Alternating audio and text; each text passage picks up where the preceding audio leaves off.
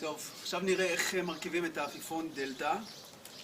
מגיע ככה, יש לנו למעלה את הסליל, נשים אותו רגע בצד. נפריד פה את הסיכה. אוקיי, אני מוציא את העפיפון.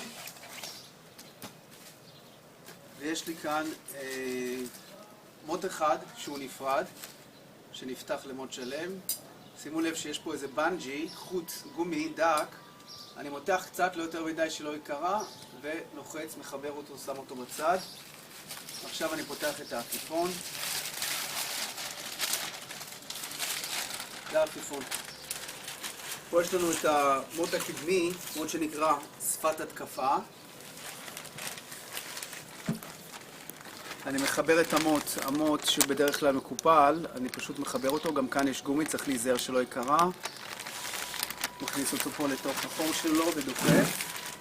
אותו דבר כאן, זה כמעט קורה לבד. יופי, אז עשינו את שתי שפות ההתקפה, ועכשיו נשאר לחבר את השדרית, את המוט של האמצע, שגם הוא מתקפל. אני הופך את העפיפון.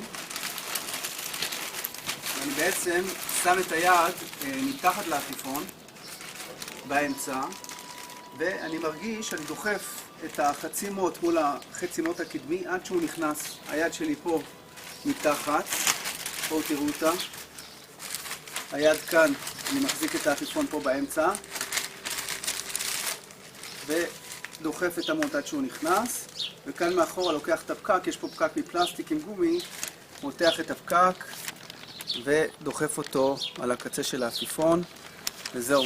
אנחנו כמעט סיימנו להרכיב את העפיפון. הדבר האחרון, לקחת את המוט שחיברנו בהתחלה, להעביר אותו דרך הלולאה שבגב של העפיפון, בצד העליון, ולהכניס פה לתוך הכיס מגומי שיש בצד אחד וגם בצד השני.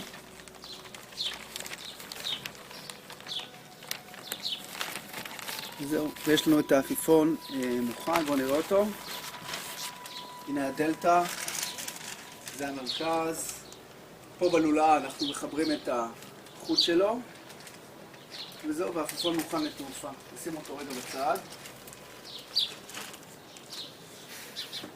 אני לוקח פה את המיתר, במיתר יש סיכה, כמו סיכת ביטחון. לוקח את הסיכה, מעביר אותה דרך הלולאה, סוגר את הסיכה. אתם רואים שפה זה סגור עכשיו, הסיכה בפנים, מחוברת, והעפיפון מוכן להעפה. טיפ אחד קטן לגבי הדלתא, כשמשחררים אותו, הדלתא נוטה לסחוב לצדדים, קופץ מצד לצד, עד בערך 7 מטר של חוט, ואחרי זה הוא מתייצב במרכז וטס נהדר. אז כשאתם משחררים אותו, לא לפחד לשחרר חוט, מעל 7 מטרים, בערך 10 מטר, ואז הוא מתייצב ואפשר ליהנות. אז תהנו, בהצלחה.